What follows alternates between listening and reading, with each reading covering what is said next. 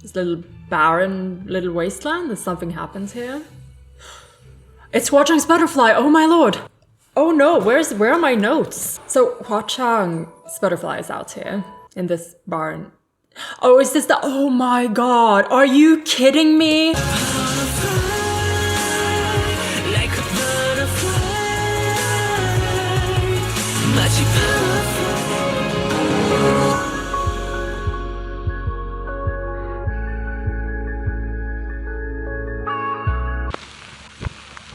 Good evening, and warm greetings to wherever you are in the world. This is Amelie, aka Puffin, and you might be wondering why I've surrounded myself with tissue paper. I've just prepared myself by proactively bolstering my surroundings in case of future emotional devastation. Like I ended episode 10 on the verge of tears. I know what I'm getting into. And I was recently reminded that maybe I should bring tissue paper. I feel very well prepared. Now, there's always a chance that a timely interruption might stop me before I can get those tear ducts really going. But I'm prepared for anything. Yeah, TGCF over the last couple of episodes somehow got more invasive of my emotional capacity than I thought it would.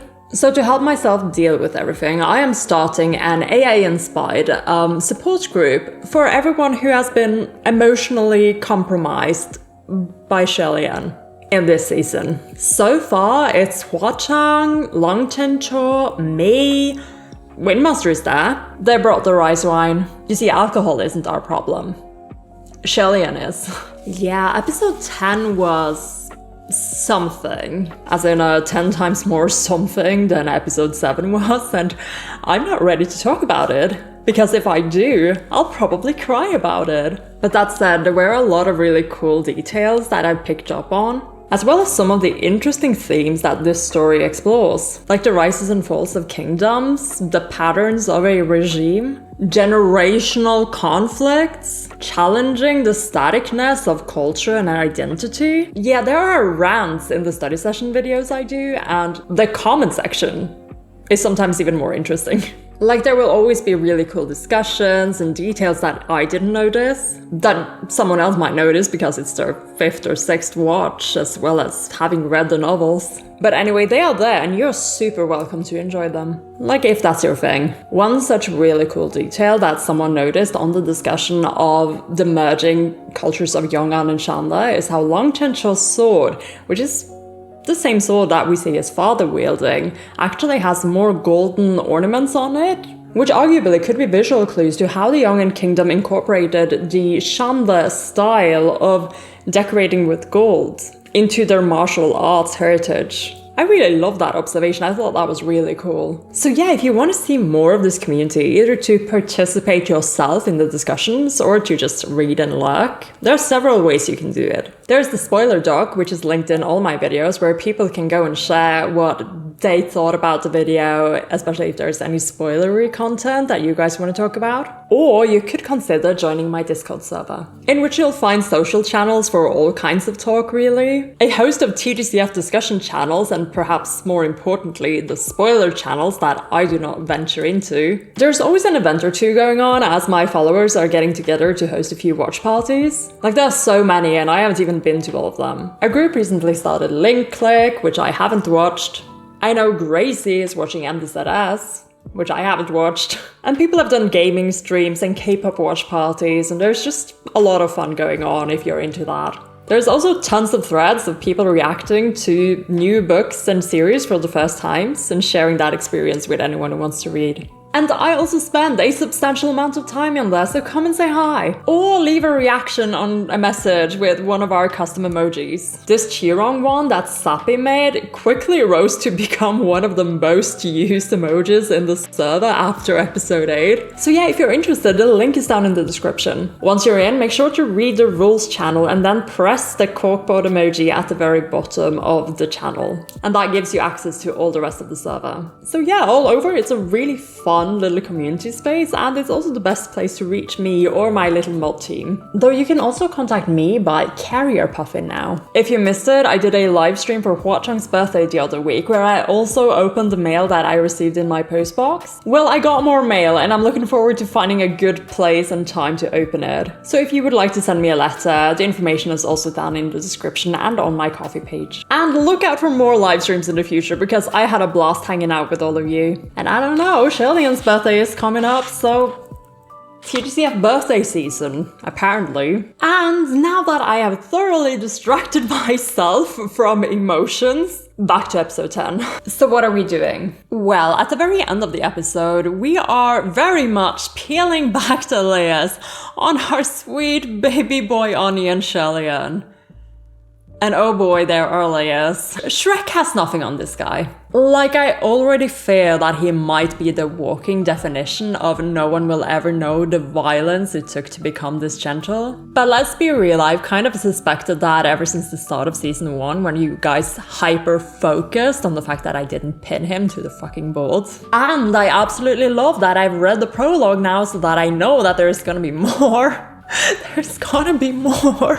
But yes, it is becoming more and more apparent to me that he needs protection from the world and himself. Especially himself. Until we can have a long, nice talk, preferably over some comforting warm tea. And then get to practice some self-care teachings and learn not to think of ourselves as deserving of the bad things that come our way. Right, HUALIAN?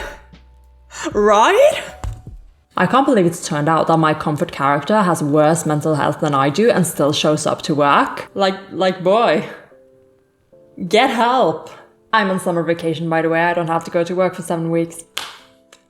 Okay, let's stop beating around the bush already. Episode 10. So here we are. Still bathed in the green ambience lighting of Qi Rong's cave of traumatizing revelations. We have 3 emotionally conflicted immortals and 1 certified madman. But this is ancient fantasy China, and therapy isn't an option.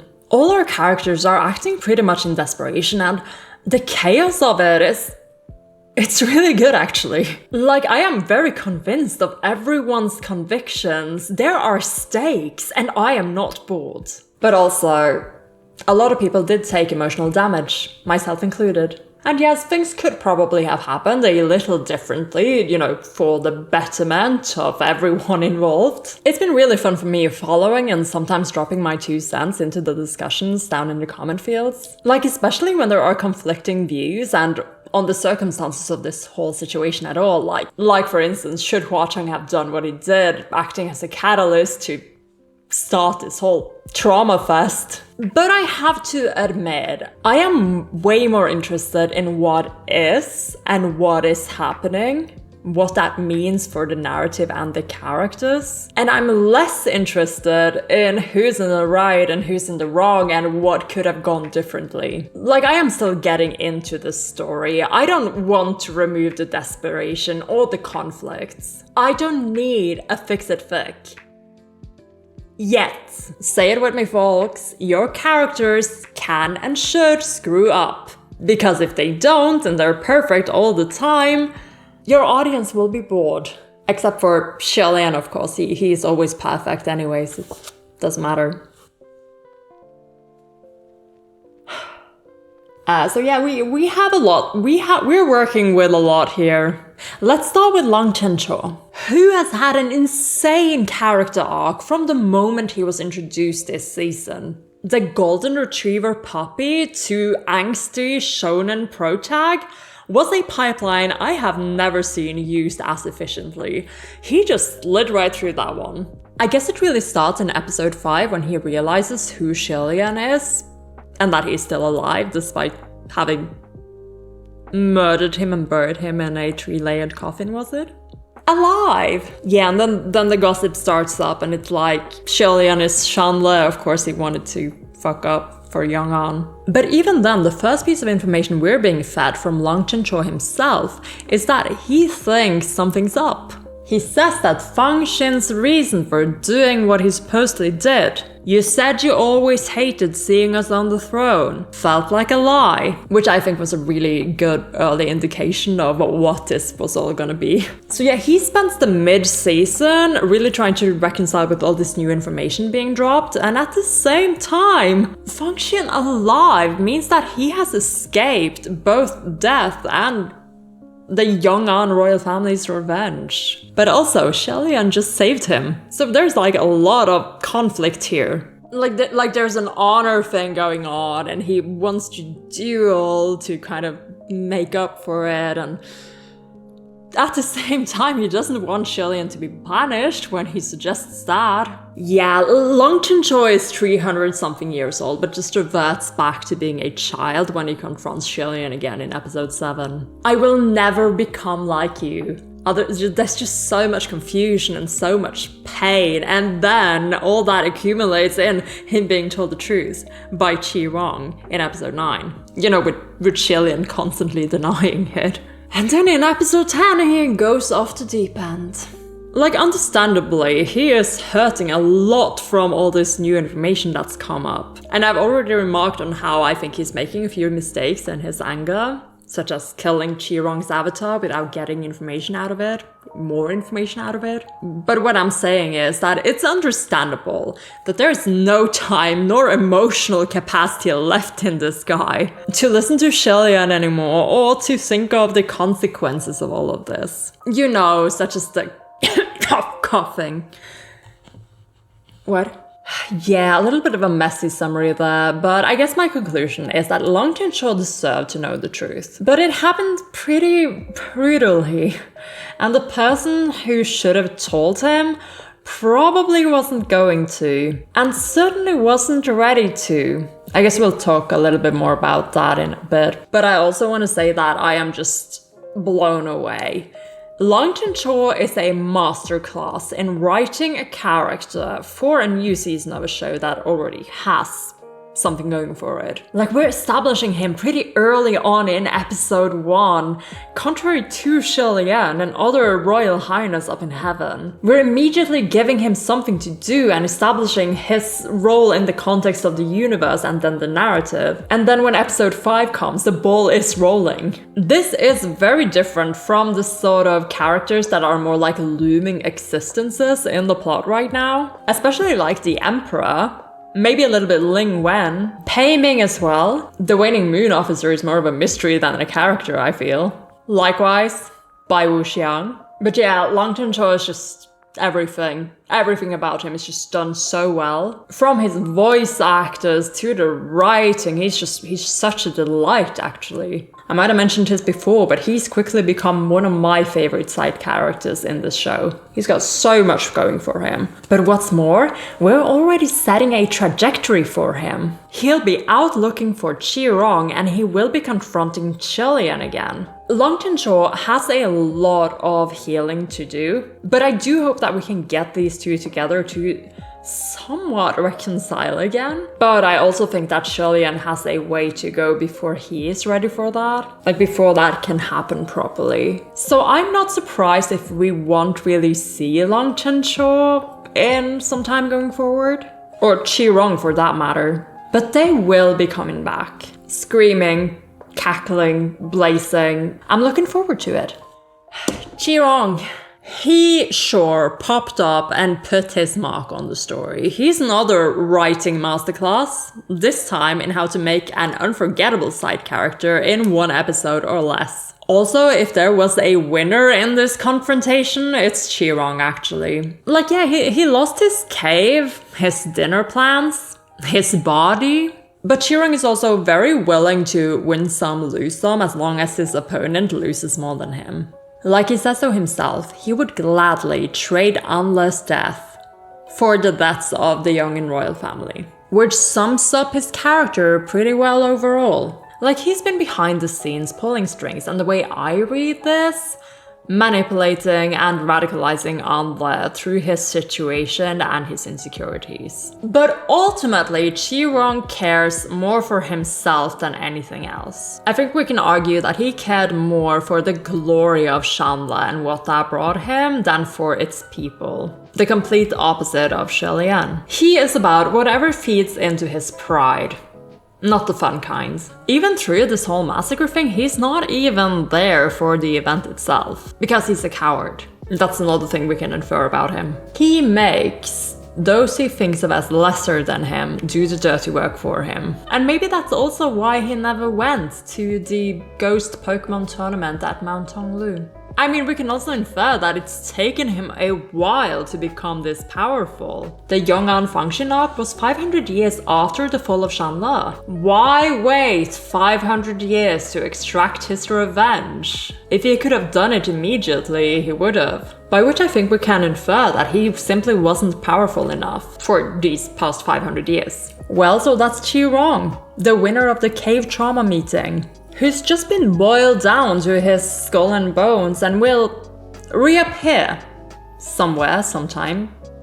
Surprising. And like at this point, what is keeping him around? It seems to me that his overall goal is his own personal glory. Like he wants to go down in history as, you know, a calamity, and he likes to spread chaos. So I'm expecting the unexpected from him. Let's talk about HUALIAN. Yeah, this man got to be so calm for all of season 1 basically. And now we've both stirred his heart and scrambled his psyche. Out of our 4 participants, he is definitely winning the should have gone to therapy award. Like sadly, it seems to me that he has plastered on a smile for the last few centuries and said, therapy can be suppressing everything that goes wrong ever and carrying the pain and anger of others in an act of self-sacrifice and repentance because that is what I deserve. P.S. I can't die anyway. I don't know what else to say, honestly, other than that I am surprised at how quickly I've come to deeply care for this man. I say, remembering that I've spent 7 months on 2 seasons of this show. Yeah, HUALIAN pulled me in with his tropes, his style, his mystery, and now he has me in tears at the slightest implication that he is not okay. Well, this isn't a bad thing. I really do think that a story is only as good as its main character. And seeing how this story is unafraid of exploring pretty heavy themes, I'm really happy that HUALIAN is at the center of these themes, you know, rather than an observer. And as I understand it, Heaven Official's Blessing is being told in a 2-layered sort of story with the present and the past. I think that in this case, having a main character who has a personal connection with the main themes of the story overall is pretty fucking necessary. Because if not, that makes it really hard to connect to your main character if he's just observing these things and not really having any stakes in the game. I guess I'm a bit worried, both because of the board and what people have been kind of hinting that absolutely everything ties back to HUALIAN. Because we have such a large and intriguing cast that surely has stories with potential thematic parallels for us to explore. So I wouldn't mind if HUALIAN could step a little bit back and be more of the observer role as we saw him in the first arc of season 1. Simply being an observer who is giving his perspective on what he's learning about the Ghost Bride and her history with Pei Ming. Like, I don't mind if he gets to do a little bit more of that so that we can explore these characters a little bit more. But there is a fine line to thread here. We need a sort of balance. You see, currently, HUALIAN can be considered the heart of the story. Most of the emotional weight of what is happening surrounds him and his history and his decisions. Like, yeah, Hua Cheng has a little bit of it, and Langton Cho as well, but as for the whole story, HUALIAN really acts as the heart. The emotional weight is here. Which is also why it is so hard to watch him break down in all this self-loathing and doubt.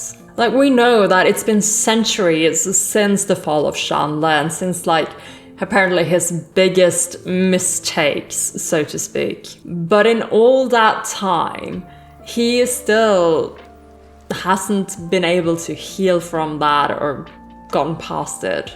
I would argue that both in the function scenario that we've been exploring and in the Shanle scenario that we still haven't explored, I don't think HUALIAN was ever given the opportunity for closure. Only distance and time. And I think maybe that is also why it's so hard for him to give Long Chen Cho that opportunity.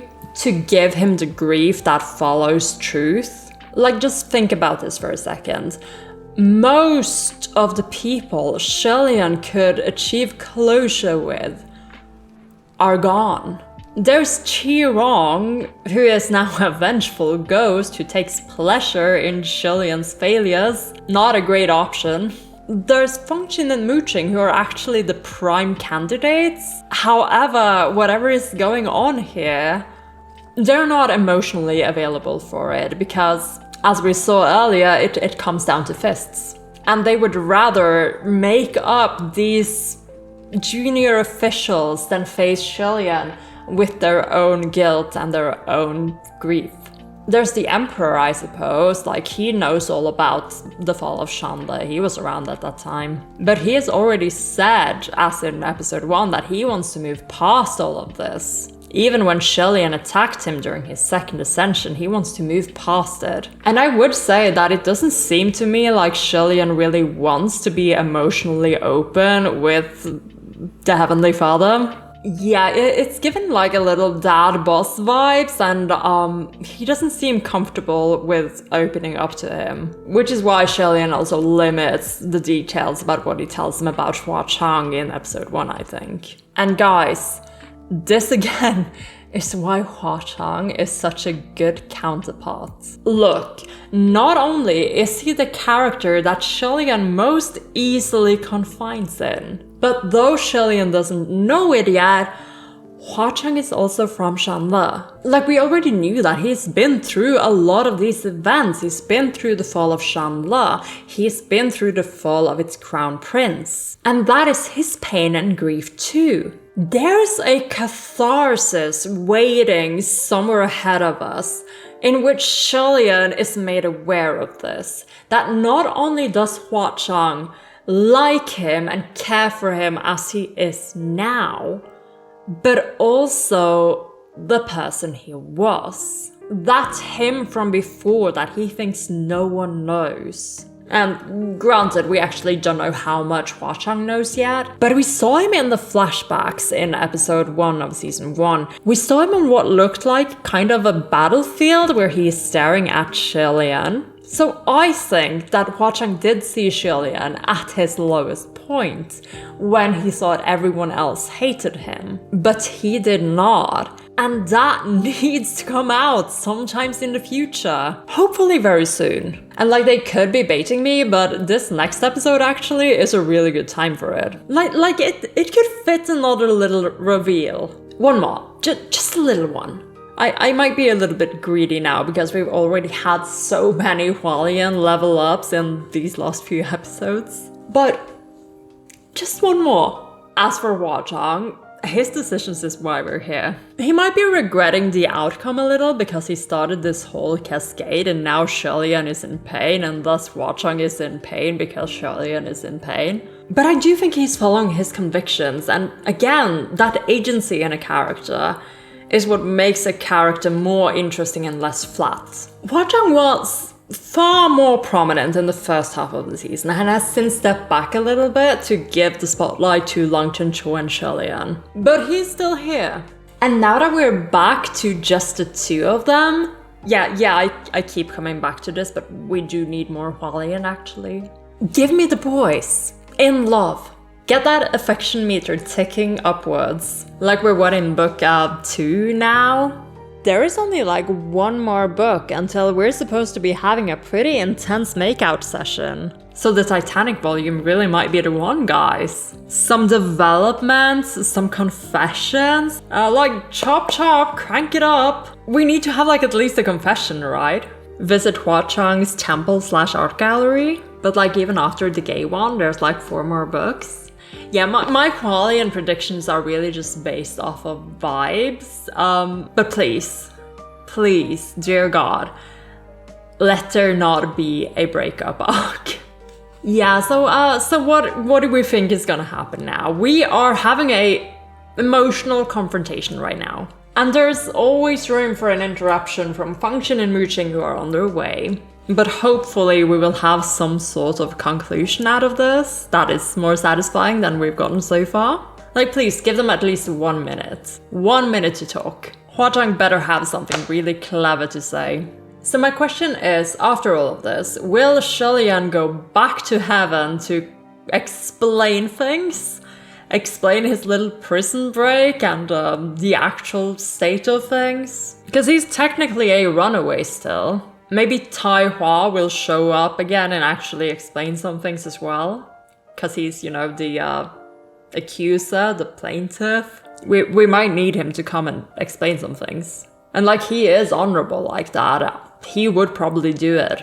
And like, HUALIAN has the dice now. Like, he can roll and go see Hua Cheng at any time, right? So yeah, maybe we really are going to have a little bit of a parting like at the end of season 1. Yeah, I'm actually just rambling now. I've gone off script so many times already, and this discussion is getting to be really fucking long. Like, at this point, I can't delay the inevitable any longer. So let's do our coffee mentions, and then just let's roll into it.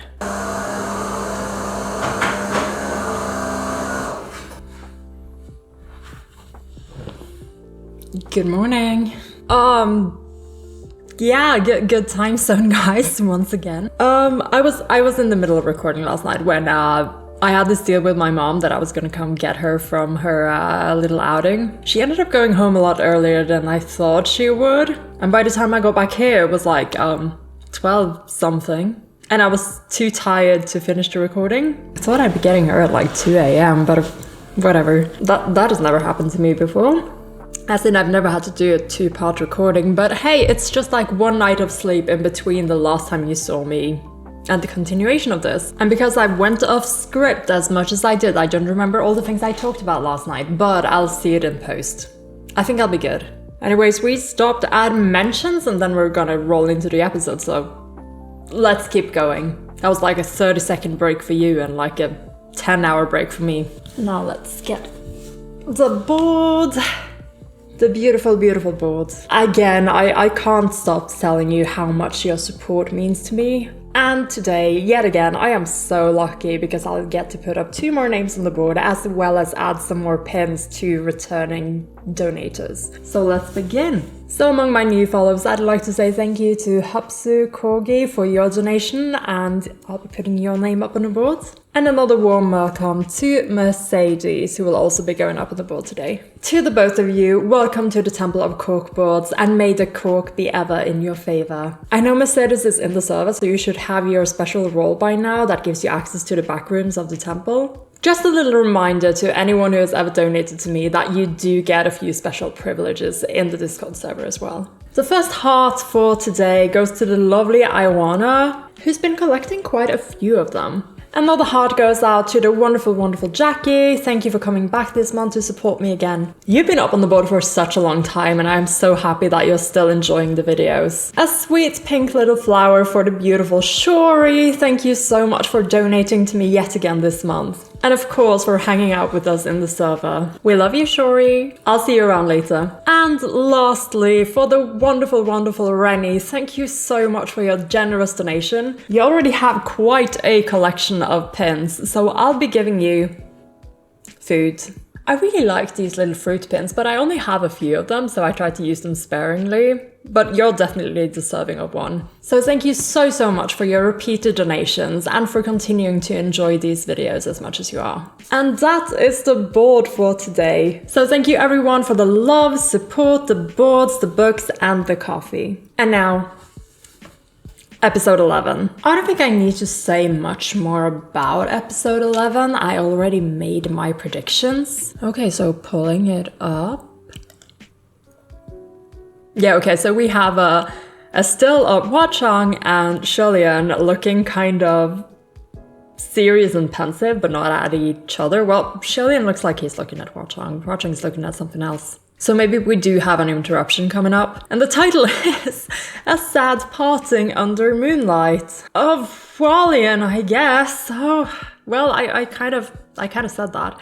It could also be just referring to the fact that we've all parted ways with Long Chencho as well, and we're being sad. I'll see. We'll see. Surely it will all be revealed to us. So without further ado, let's roll into Season 2, Episode 11 of Heaven Official's Blessing. Let's roll.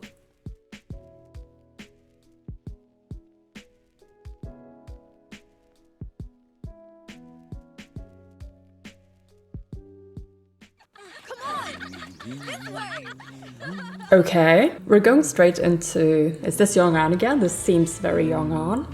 Is this post-massacre? It's kind of a cool transition through the leaves. They do a little bit of that 3D thing, but it didn't look too jarring, actually. It's fine. This is Yong'an, right? Okay, it's a little bit more now. That's alright, it's okay. Like, we've gotten so much good animation throughout this show, especially in the fight scenes, and also in the HUALIAN scenes. He's gotten a lot of good animation throughout the show. Still remembering you, episode 1. But yeah, is this Yong'an before the massacre or after the massacre? Let's find that out. This little barren little wasteland, has something happened here? It's Hua Cheng's butterfly, oh my lord! Oh no, where are my notes? Okay, so Hua Cheng's butterfly is out here in this barn. Oh, is this the... Oh my god, are you kidding me? Are you kidding me? Did they just do that? Oh my lord. My heart is pounding so fast, actually. Can you believe that? Can you believe they did that? Okay, because they're trying, like they're giving us the visual. We are in Yong'an, it's post the massacre. That must be Tai Hua looking at the back of this guy's head and then his little guy. Oh god. 3-layered coffin.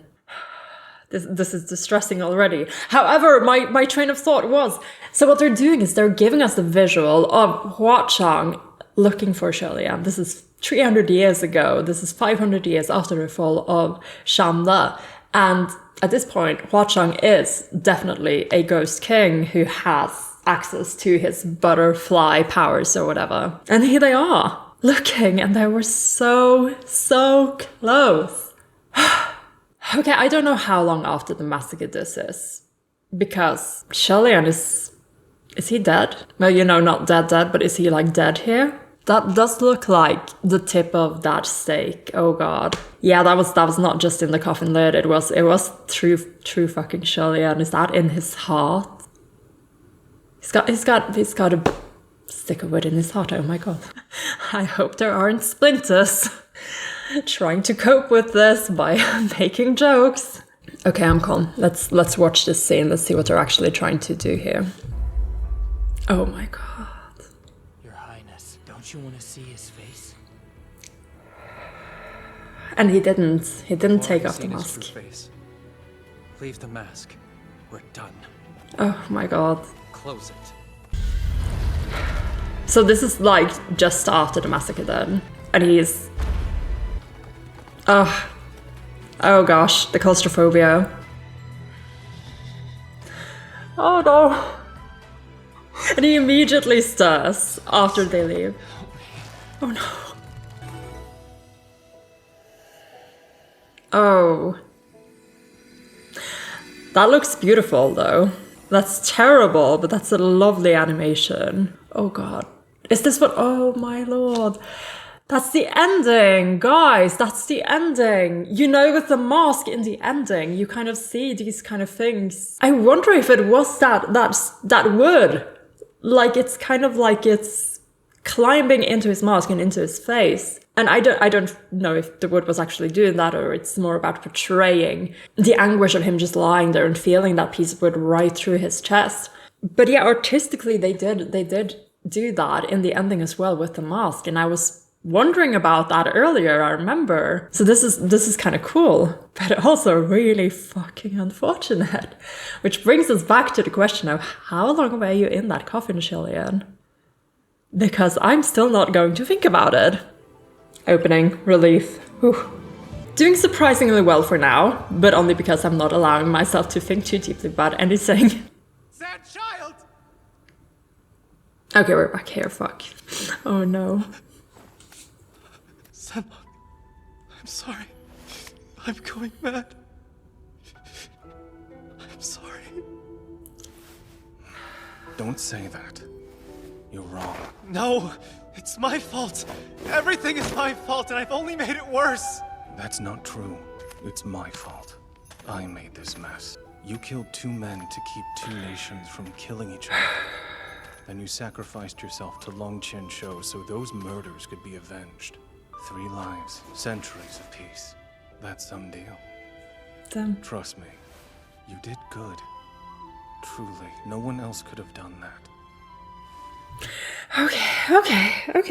Okay.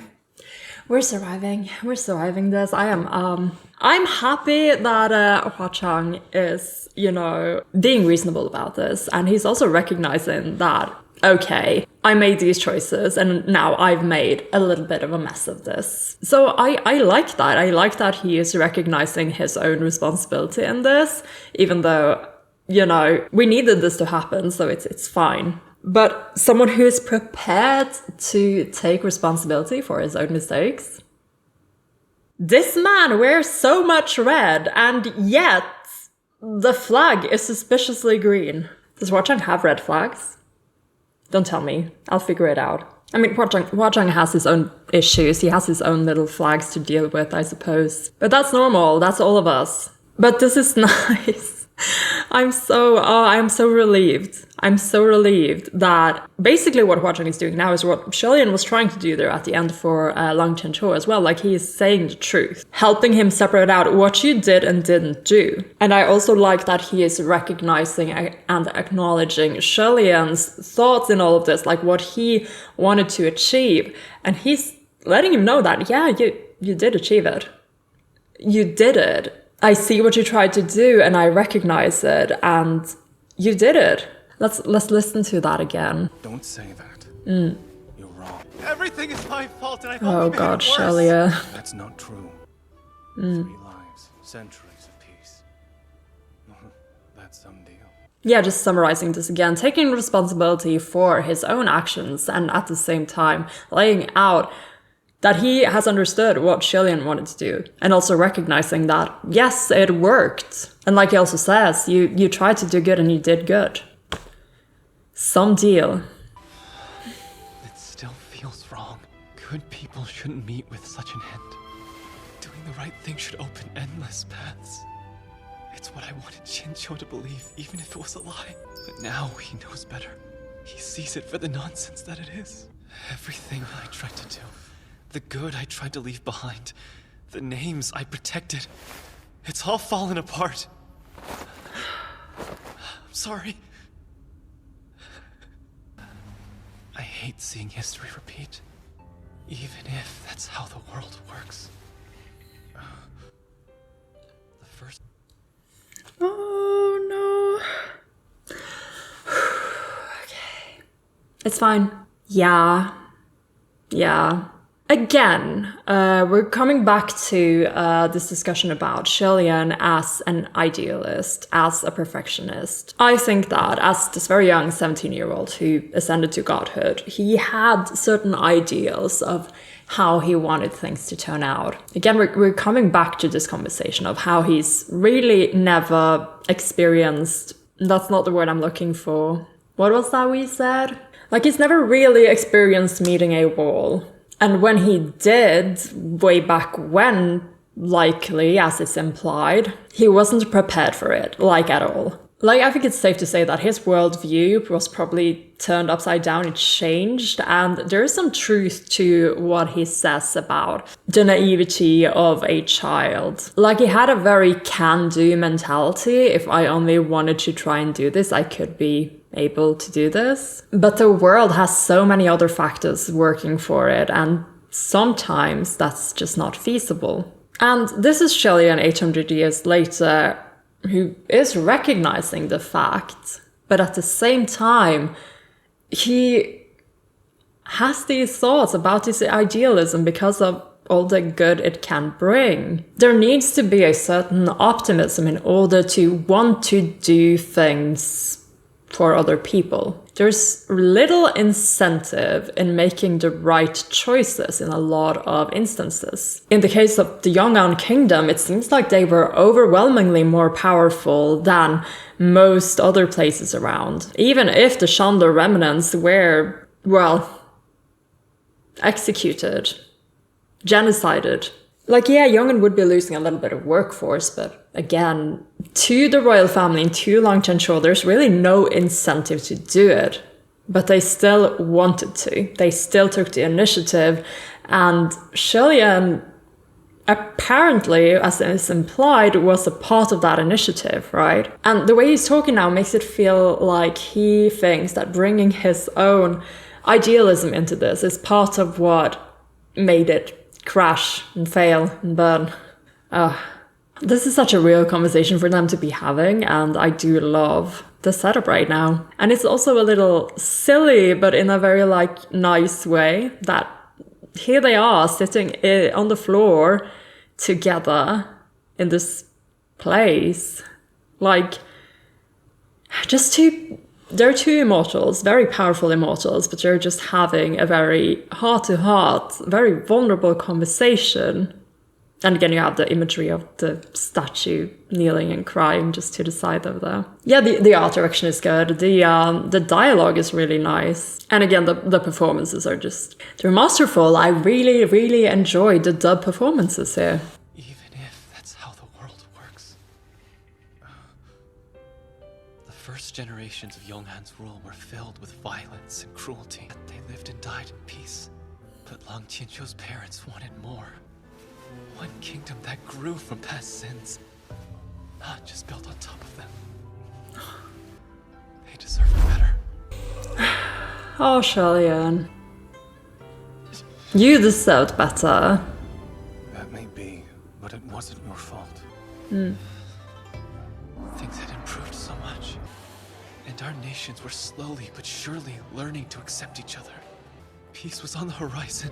Why did that need to end? Because of the choices of few. Oh wait, okay, he's taken off his mask. Well, who was that in front of him? Was it Alta? I saw the yellow robes. Yeah, things were improving and stuff, but again, we're circling back to this, that Hua Cheng is trying to tell him that we already know, Shellian. You shouldn't be taking on the responsibilities and faults of things that you couldn't control. You were a part of what was improving here. You were doing your part in that. I'm guessing we're gonna get more of like the full story now, because if we're confronting Alta, let's listen to that confrontation. Anna, do you have any idea what you've done? Sister, you're the preceptor! You hid yourself so well! I never once suspected you! Now we can finish my work together! I see. Next we find Long Qianqiu. And after we kill him, we can plunge Yong'an into endless chaos! I see. I chose to kill them. I can say it was unavoidable, or list my reasons why, but the dead are still dead. He has a point, and at the same time, I'm so annoyed. Like, yeah, a murder is a murder. That's for sure. A murder is a murder. But also, let's not pretend that if the Yong'an people had caught Anle, that they would have let him live.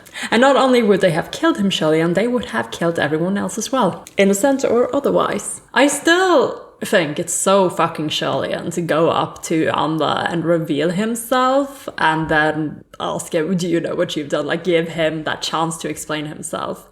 Like, it's not like you went up to him and immediately offed him. And again, it speaks to just Shirley as a person. He gives so many chances and opportunities for everyone to... He wants to hear it from the source. He wants to hear it from the source, and he wants people to be able to speak for themselves.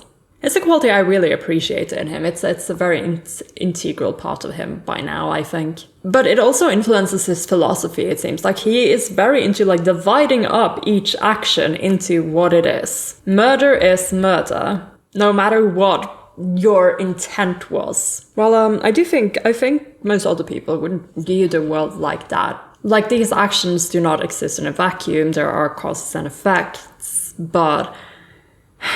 Like, I'm not really trying to say anything. I'm just pointing it out because I think it's interesting and a really integral part, again, of Shirley's character, the way he perceives the world. And it helps me understand a little bit of the way he's thinking to lay it out like that. Qi Rong was right. I am a failure. Qi Rong is not right. How did that idiot get to you? He only knows Agreed. 2 things. How not to die and how to run away. Thank you, Not Hua to work his Cheng. bug. You could easily say the same about me. How to die and how Nice to see run how away. Xinqiu was still as straightforward as he'd always been, even as a god. But after all this, will he calm down after finding Qi Rong, or will he still want to fight? Yeah, that's not something you can predict, Shirley, and you don't know what his reaction is going to be. But please, seriously, don't compare yourself to Qi Rong. Like, listen to your boy, he's right about this one. You're like miles apart, miles, universes apart, come on. Ah! He crushed his own statue.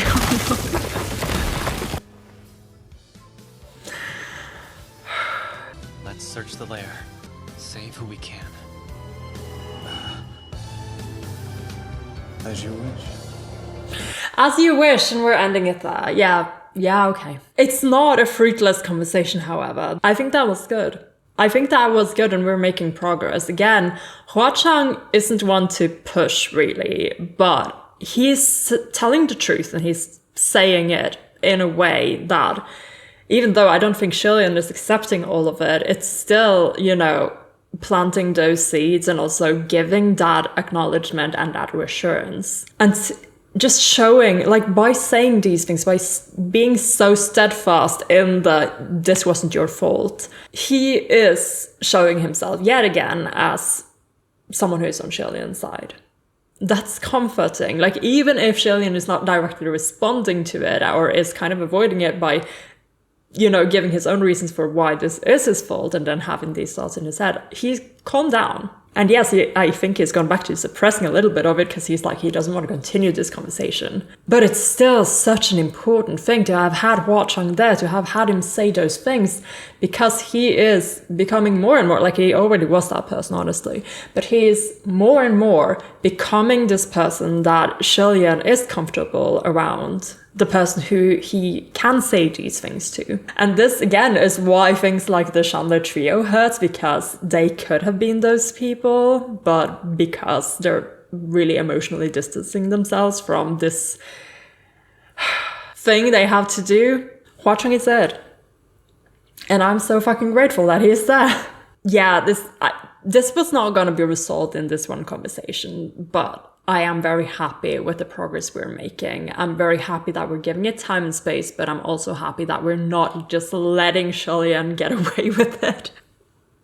Hua Cheng, I am still prescribing that staycation. Can you please make sure that he takes the staycation away from all this mess? When is our beach episode? When is our beach episode in Ghost City? Okay, let's roll. I'm still waiting for an interruption, so I guess we didn't get an interruption. But people can still show up, so let's wait. Let's see what happens. Okay, ghosts running away, people running away. We're almost there, sir. Freedom. Yeah, Hua Cheng is here, is taking control. By the way, Senlo, I'm curious. I assumed Enla was behind everything. I never would have thought it was really Qi Rong. How long have you known the truth? Yeah. The truth? Not long. I've dealt with Qi Rong enough to know how he works and what kind of a person he is. He was pulling a lot of strings back then. Assassination attempts, fanning flames, etc. Though he kept his involvement surprisingly well hidden. I had no idea. Neither do the heavens. As far as I know, anyway. I had my suspicions. Okay. The Gilded Banquet is just his style. However, I'd initially assumed that Feng Xin was his pawn. Oh, shit. Okay. So Hua Cheng has been keeping tabs on Qi Rong for a while, like around 300 years ago. Qi Rong was apparently involved in a lot of things, but always pulling strings, not directly. This is kind of what we've already talked about and predicted, but now we're getting like confirmation of it from Hua Cheng. So that's cool. The Heaven also don't know how much Qi Rong has been involved in things. That's interesting as well, because he's more of a nuisance than it appears, and he still made it to the top 4. That's okay. But gosh, Hua Cheng, I had assumed Feng Xin was his pawn. Oh my gosh. If only you had known. If only you had known.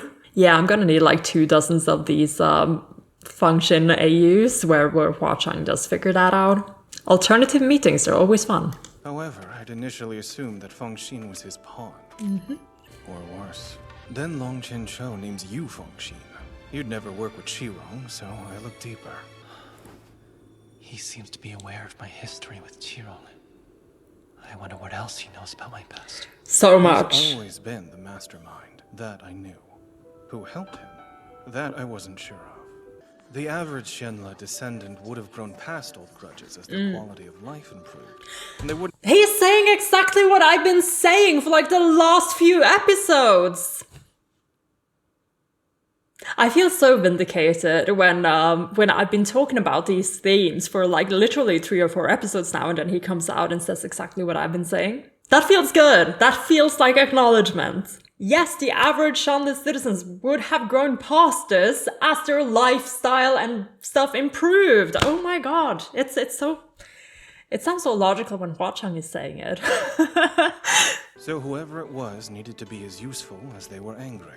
And there was only one person who was both those things, Prince Anla. Also, his sudden death was too convenient to be happenstance. It was judgment. A life for a life. That's how I found the pawn. But there were still loose ends. Anla had killed the royal family. Why spare his people? It didn't make sense. It is unless a certain imperial preceptor took the blame. I'm impressed. You learned the truth from nothing. Oh, thank you, HUALIAN. Thank you. I feel like that's a compliment to me as well. I feel so vindicated. That was a compliment to me as well. I know you were telling it to Hua Cheng, but it's a compliment to me as well. I'm taking it. Can you feel my ego grow like 12 sizes just from listening to HUALIAN say that? God, I need to stop being so smug, but I'm feeling so smug now. That is unless a certain imperial preceptor took the blame. I'm impressed. Admittedly, Hua Cheng had fewer pieces than I did. Just some good insight. Though he did have the Qi Rong piece, actually, and I didn't have the Qi Rong piece. I think we're even. Yeah, Hua Cheng and I both could assess this out. We just worked from different ends of the puzzles. You have more than insight. Why do you think Qi Rong was responsible? I mean, I'm the more likely candidate. It was more belief than being sure. Not that it was him. He's so It cute. wasn't you.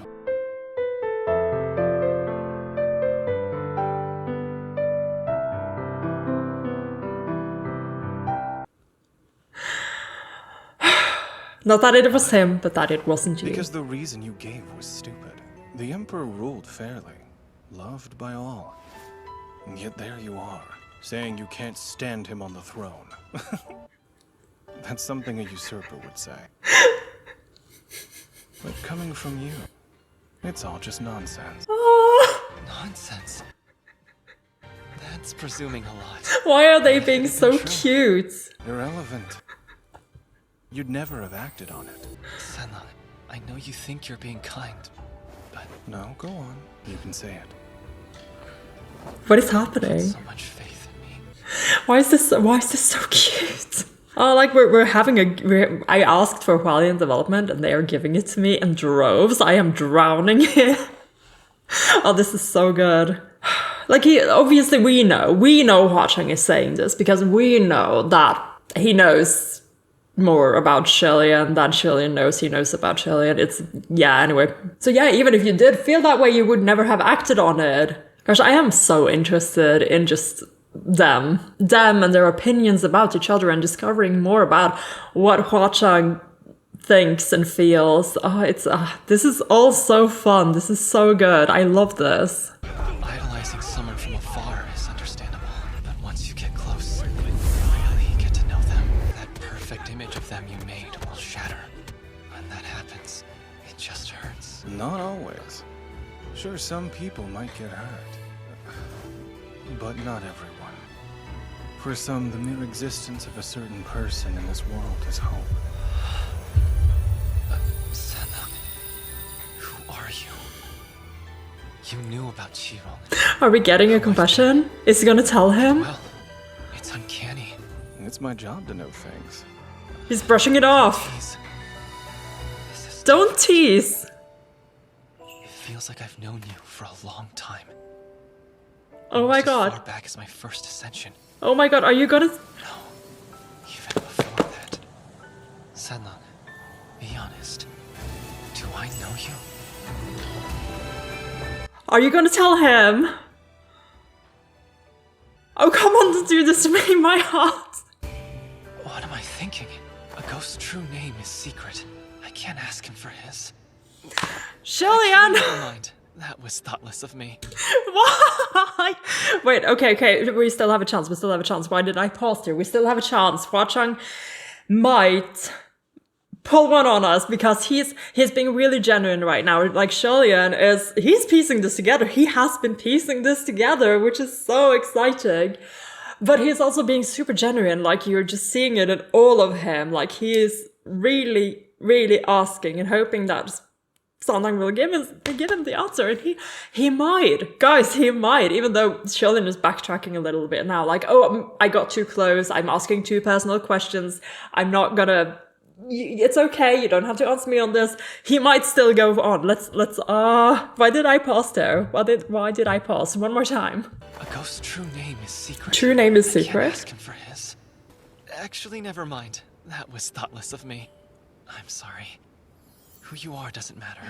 But there are so many practical benefits to this female form. Ah. It's fun.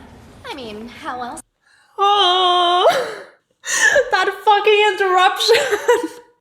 And it's Windmaster. I'm stuck between glee and frustration. I can't believe I paused there. And then I had this sort of, oh, maybe Hua Cheng is gonna tell us, but no! The interruption!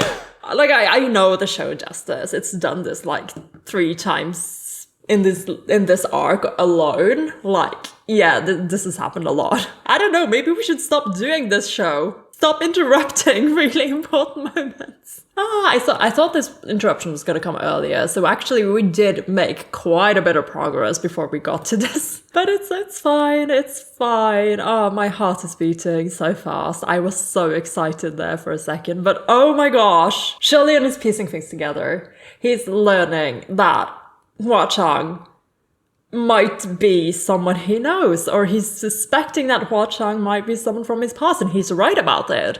He is, but he doesn't seem to know who. And honestly, fair. They first met when Hua Cheng was just a wee child, just a little baby. And then on the battlefield, he was a little bit older, but we also don't have any signs of HUALIAN actually acknowledging him. Like, I'm sure they must have met in the passing, and if Hua Cheng saw him, maybe he tried to, like, contact him, and maybe they even exchanged words or something, but, like, yeah, he's so young, and certainly not someone of importance in the Chandler history. And I think that's kind of like what Hua Cheng's character is, someone who was not important in life, but through his belief, his devotion, and his wish to give HUALIAN back for what he's done for him managed to become something in death. A little bit of that second chance redemption sort of thing. But like, tragic. But okay, she's talking to someone though. Windmaster, what's going on? Sanlang, be honest. Also just noticing that they're playing this song again in the background. I'm sorry. Who you are doesn't matter. But there are so many practical benefits to a female form. Even your luck will improve. And Really? It's fun. I mean, how else do you think I rolled the right number this time? Windmaster. Huh? Well, looky here. Hua Cheng?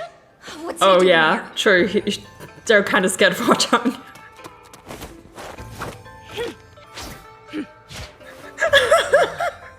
Why are they ready to? Oh! What's going on? Oh! I love that. They're so ready to fight him. But yeah, Function is here. Master, what's going on? Is Mooching here as well? Function. Oh my god. Seriously? That's kind of neat. But seriously, guys, Highness, seriously? Get behind me. Can't we just talk? Same. Please put your weapons away.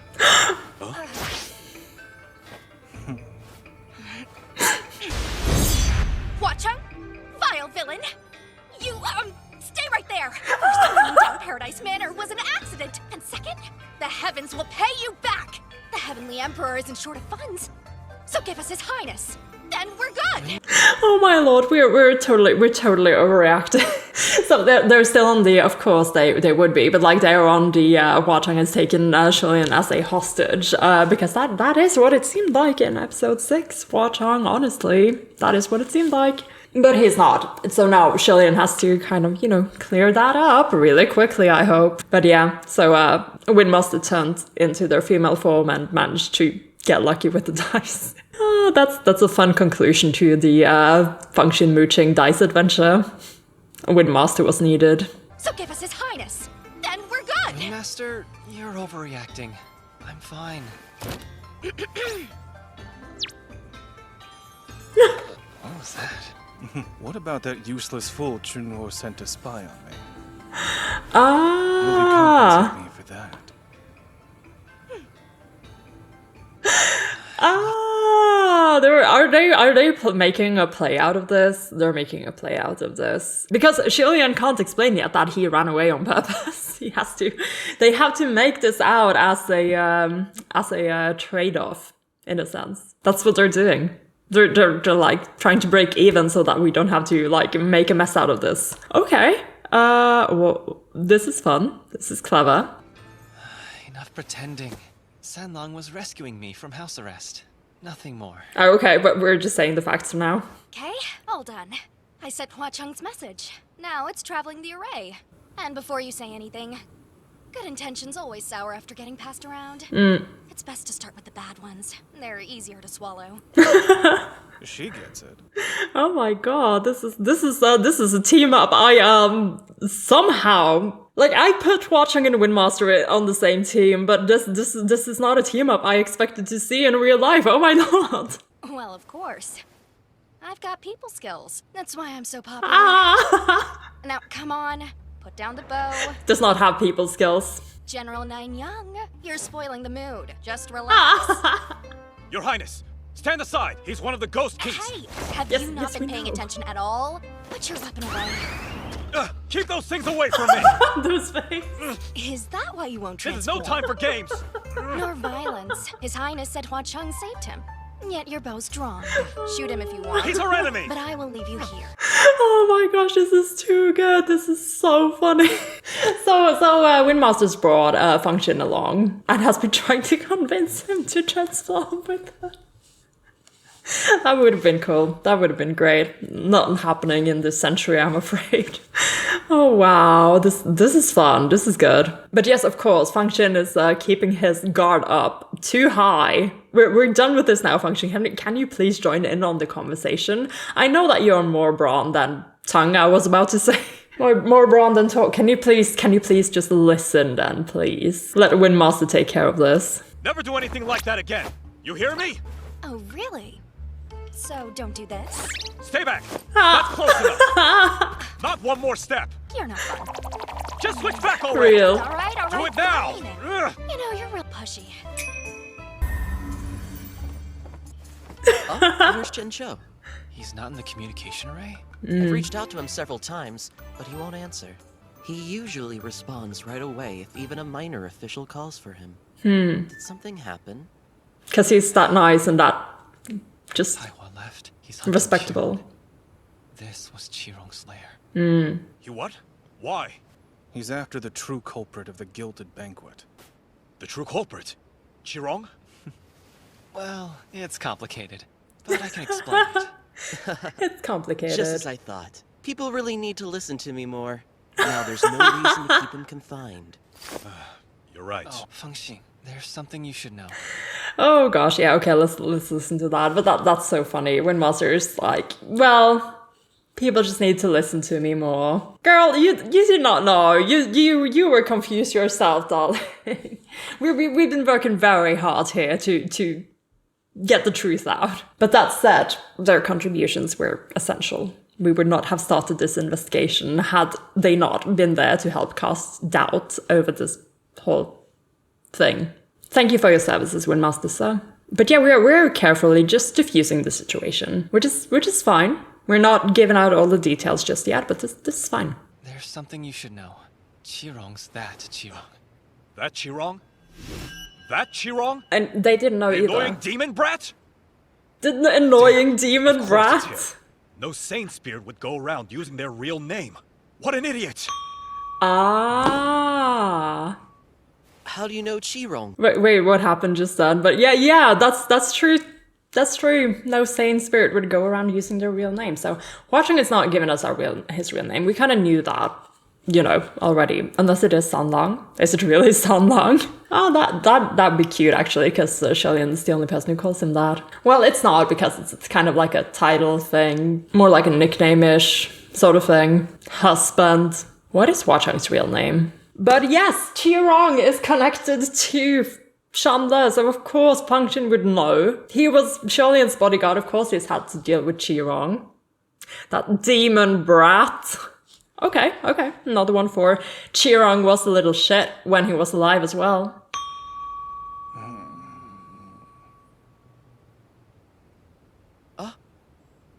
How do you know Qi Rong? What was that He's silence? my cousin. Impressive!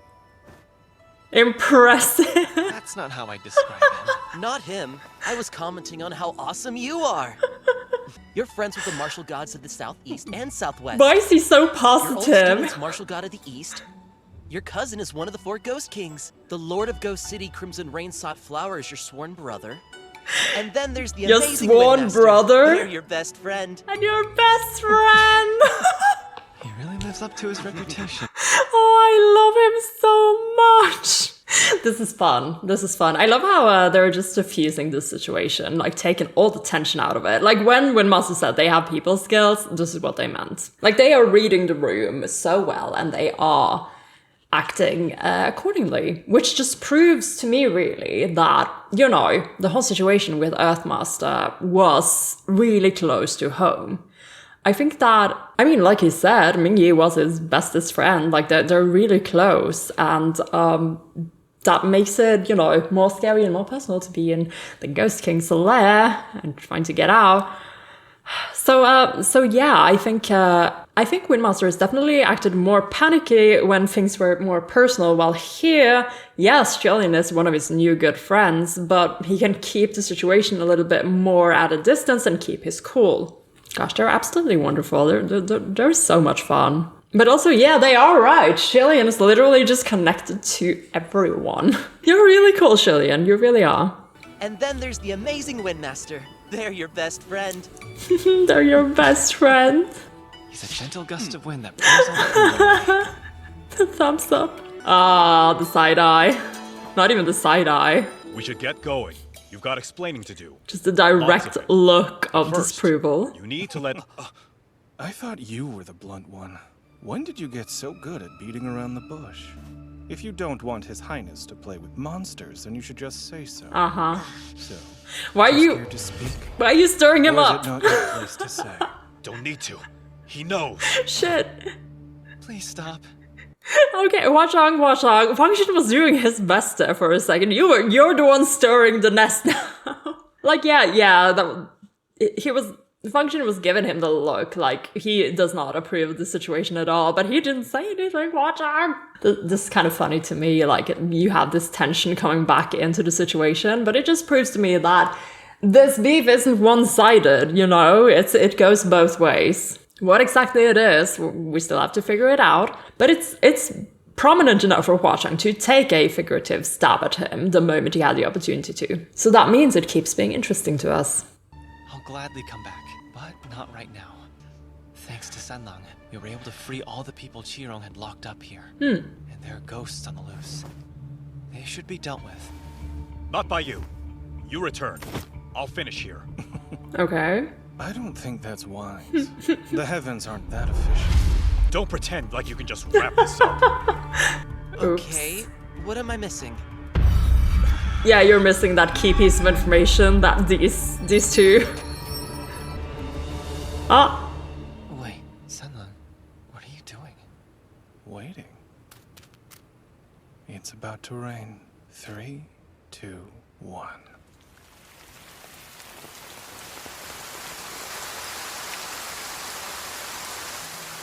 Well, this came out of nowhere. Huh? It stopped? That's so cool. But also, what the fuck? Is that You just stand blood? there. You're soaked. It's blood. What just happened? Like, I was stuck between that is so petty and that is so cool. Crimson Rain. Making it Crimson Rain. Oh, he's drying him up with his little Why did thing. you just stand there? You're soaked. I have no idea how you're going to wash this out. Oh, he looks even worse now. Foshi, are you alright? Not yet. He will be. You missed a spot. Right Hua there. Cheng, you're That leaving! does it. You're welcome. Did he deal with the ghost? Is that what happened? Sanlang! Heading back to Ghost City? Heading back to the capital? You know, if you wanted to come visit, I wouldn't mind. Next time. The first chance I get, I'll come to see you. Oh, I'll help rebuild. Don't bother. I'd rather you sit and watch. One last thing. About Qianqiu. Thank you. I can't say it was right. But in the end, it might have been for the best. You're overthinking. yes, you are. Just focus on doing what you want to do. And that's it. Now we're done. That was the end of the episode too. Okay, that was the good ending of that episode. Wow. This is what I was saying. Look at the mask and like the things growing out through it. This is the same imagery they used. And like the mask being pierced as well. Someone pointed this out to me, but yes, the statue smiles once the butterfly lands on its hand. And I finally saw it. Oh, That about does. oh, did I have autoplay on? I never have autoplay on. That was weird. I was about to start episode 12. What if I just did that? What if I just started episode 12? Nah. I've already been recording for 1 hour and 20 minutes today. And that is on top of the 1 hour and 40 minutes I recorded yesterday. This is like 3 hours of recording. Let's not. We're done. We're not recording episode 12. I did get a bit teary-eyed at the end there, but I think it was more about just how well I felt like things were wrapping up. And also I am always sad about HUALIAN parting. But we had some good shit come out of that, and just the fact that Shillian is like, he's acknowledging that Hua Cheng was trying his best to help him. He's even thanking him for what he did, even though he's, like he said, I can't say if it was right. So yeah, that's still something that he might still disagree with, that he hasn't come to terms with, but it's so good.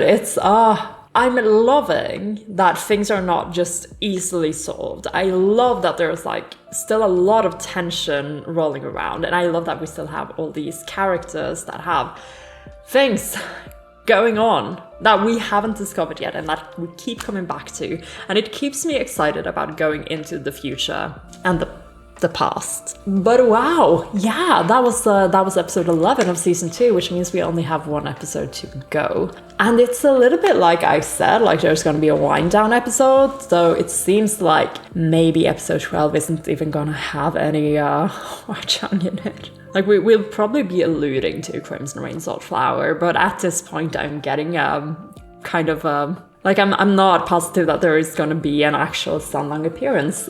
They might do like something like, because it's like a season finale, so there might be like he'll be on screen, but maybe not in the situation, unless they're doing another flashback. They might do another flashback. I do not know yet. We will have to see. But we're kind of smoothly wrapping up the runaway act in that HUALIAN has through Windmaster now explained the situation, and there's been an agreement to pay Hua Cheng back for the damages, and he'll return the crown prince he stole. Yeah, so that's kind of like being put aside for now. I'm guessing this situation though isn't like, you know, it's not solved. It's still gonna be like, well, we're gonna do this to keep the peace, but this is gonna be remembered as a thing that happened. And wow, Fengxin learns that Qi Rong that's Qi Rong. That's Qi Rong, which is so this is new information to Heaven, and I think that's interesting as well. Like now HUALIAN has come back, and now things are getting more and more revealed in like every single aspect. Like this really is a sort of mystery drama, and HUALIAN is at the core of it. Like he's the one walking around, just like uncovering everything, drawing the curtain back, so to speak. Yeah, wow. We have so many things that need to happen. Like these season 1 still has loose threads that we haven't gotten back to, and season 2 has created even more of them. I am so excited to see where this is going. Like, you know how sometimes a show just really gives you that feeling of, yeah, I want to know so badly. I am so excited. Is this gonna happen? Is this gonna happen? And you can just like feel it like in your belly, kind of. Yeah, this is what this show is doing for me right now. This is a good episode. Like, yes, not a lot of things happened like action-wise before at the very end there, but there are so many good conversations to be had, and so many. Again, I keep coming back to the way that they're building HUALIAN, and I love it. I love it. Yes, only in this season, really. I think that HUALIAN is starting to come around to the fact that Sanlang might be a potential romantic interest. Again, it is implied that HUALIAN has never really had that because of his cultivation.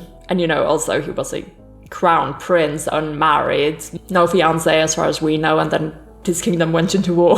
So it's very like a 800-year-old man finally discovers love. So I am expecting it to take a while, but at the same time, this is the season when that is kind of like being hinted at for HUALIAN from that conversation in episode 7. So while that is a thing now that surely is growing in the resources of his mind and heart, I hope, they are also just developing their relationship on the whole. Like, Hua Cheng is not just a potential romantic partner, he is a really good friend. And honestly, that is what you want in a partner. You want someone who acknowledges your feelings, acknowledges your thoughts, and listens to you, but also challenges those thoughts and feelings and helps you think about them differently. Like, I keep joking about how there's, like, no therapy in this universe, but what Hua Cheng is doing for HUALIAN is just, it's super important for his mentality going forward, I think. I think we are building something that HUALIAN hasn't had the chance to build over these last 800 years. It's a little bit like I said earlier. I don't think HUALIAN has had any closure. He hasn't had the resources or the people around him that could help him bring closure to everything, really. because they're either dead or unavailable. Instead, he's had time and he's had distance. He has literally distanced himself away from all of these things. I guess the notable exception kind of being the function arc in Yong-an. But even then, he's pretending to be someone else, you know, and he's not trying not to bring that part of him into it. So yeah, the themes are so, like, the themes around grieving and working through things, like there are so many really good ones that are very reflected in HUALIAN's character as he goes through all of this. And I'm excited and afraid of what they're gonna do in this whole thing now. I also wonder how we're going to explore Hua Cheng more. I do love that he's come back at the later half of this season as a part of HUALIAN, like he's doing his part in order to build a relationship.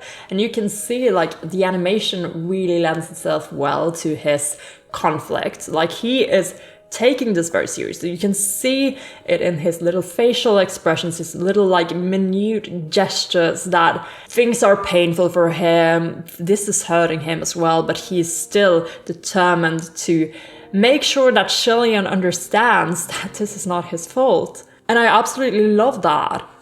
However, because Hua Cheng is a secondary character to HUALIAN, we still don't know much about him really. Like, yes, there are things that we can infer, and we've had amazing discussions and just analysis of what he might be about from his words and his actions. But we don't know him the way we know HUALIAN just yet. Like, we do have the hints of his background in that we had that flashback and so on, but we really just don't know him as intimately. And I wonder if we'll be able to balance this. In season 1, I think we got to see way more of what Hua Cheng got out of his new relationship with HUALIAN. Yeah, in the past, but that's not what I'm talking about. I'm talking about how he, in his Sanlang form around HUALIAN, got HUALIAN challenging his self-worth, his view of himself as this monstrous person,